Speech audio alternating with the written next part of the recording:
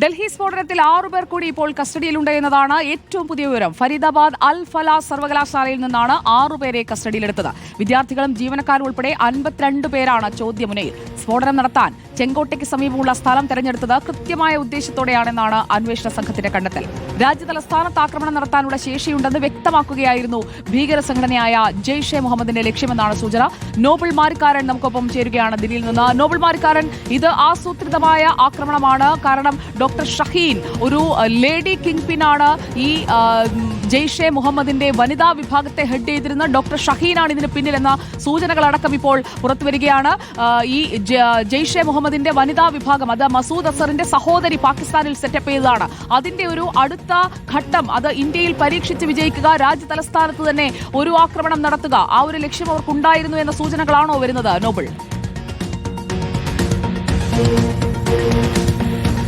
സുജയ, രാജ്യ തലസ്ഥാനത്ത് ഒരു ആക്രമണം നടത്തിക്കൊണ്ട് രാജ്യത്തിന്റെ തലസ്ഥാനത്ത് ഞെട്ടിക്കാൻ കഴിയും എന്നൊരു കൃത്യമായ സന്ദേശം നൽകുകയെന്നാണ് ജെയ്ഷെ മുഹമ്മദ് ഈ ആക്രമണത്തിലൂടെ ലക്ഷ്യം വെച്ചത് എന്ന വിവരമാണ് ഇപ്പോൾ ദില്ലി പോലീസുമായി ബന്ധപ്പെട്ടും മറ്റ് ഉദ്യോഗസ്ഥരുമായി ബന്ധപ്പെട്ട് ചോദിക്കുമ്പോൾ അറിയാൻ കഴിയുന്നത്. അതിന്റെ ഭാഗമായാണ് ചെങ്കോട്ട പോലെ ഇത്രയധികം തന്ത്രപ്രധാനമുള്ള സുരക്ഷയുള്ള ഒരു പ്രദേശം തെരഞ്ഞെടുത്തത് എന്നും അറിയാൻ കഴിയുന്നു. ഇതുമായി ബന്ധപ്പെട്ടുകൊണ്ട് പ്രത്യേകിച്ച് ഫരീദാബാദ് കേന്ദ്രീകരിച്ചുകൊണ്ടാണ് ഇതിൽ പ്രധാനപ്പെട്ട ഗൂഢാലോചനകൾ നടന്നത് എന്നാണ് വിവരം ഉള്ളത്. പ്രത്യേകിച്ച് ഫരീദാബാദിലെ അൽ ഫലാഹ് സർവകലാശാല കേന്ദ്രീകരിച്ചുള്ള അന്വേഷണം നടക്കുന്നു. അവിടെ നിന്ന് 6 പേർ ഇപ്പോൾ കസ്റ്റഡിയിൽ ആയിട്ടുണ്ട്.